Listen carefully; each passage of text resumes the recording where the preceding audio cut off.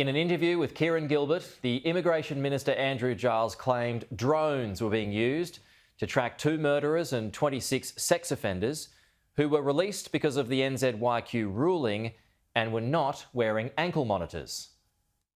There is $250 million that we've invested in supporting our law enforcement agencies to enforce that. And that's enabled things like using drones to keep track of these people. We know where they are. Why not just have them all with electronic monitoring? Because the law doesn't allow it. Then those claims were backed up by the Agriculture Minister, Murray Watt, over the weekend.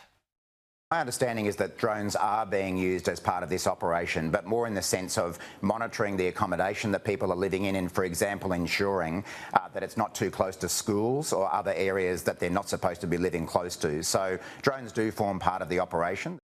Then, yesterday, a dramatic U-turn. Ahead of question time in Canberra, the minister admitted actually drones weren't being used.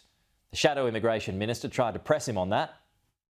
When the Minister was asked on Thursday by Sky's Kieran Gilbert why 2 murderers released from immigration detention were not being electronically monitored, the Minister responded he was, quote, using drones to keep track of these people. We know where they are. What was the basis of the advice that led to this latest example of gross incompetence? Last week, in an interview on Sky News, I did state that Operation Aegis was using drones. I relied on information provided by my department at the time, which has since been clarified. Let's go to Canberra now. Dan Tehan joins us. Dan, so the clarification is that it was satellite imagery, not drones. Still seems like a major misstep, but does that change anything? Well, no, it doesn't, Pete, because now we have a serious breakdown between the Minister and his department. And we asked in question time yesterday for the Minister to show us the advice that he said that the department gave him, which led him to say that drones were being used.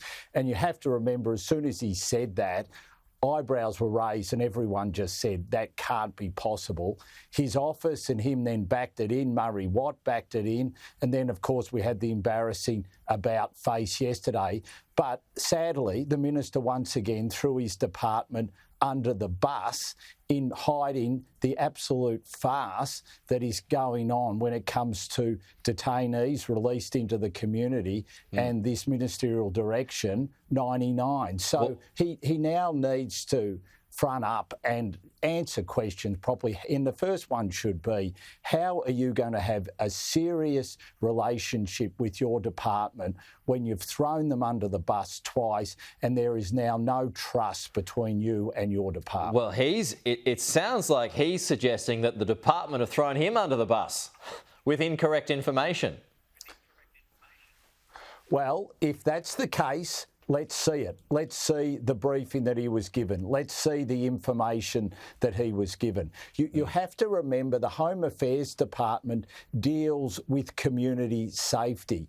It deals with the number one responsibility of any government, to keep the Australian community safe. Yet we've seen time and time again this minister fail at that and throw either his own department or the AAT under the bus. He refuses to take any responsibility himself. And the Prime Minister seriously needs to have a look at this situation, because it's becoming a question that he now needs to answer. Is he going to stand behind this complete farce when it comes to keeping the Australian community safe? OK. Meanwhile, Direction 99 replacement should be ready by the end of the week. Dan, what do you hope that looks like?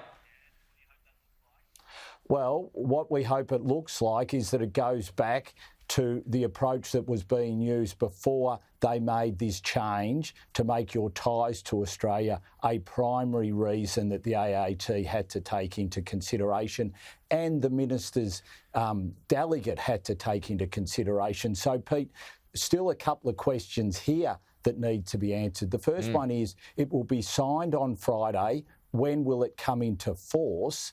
And what is going to happen to all those decisions which were made by the department, the minister's delegate in the department, which used Ministerial Direction 99? We have heard nothing about that from the minister. And what does New Zealand think of all of this as well? Dan Tehan, good to see you. We'll chat to you again soon.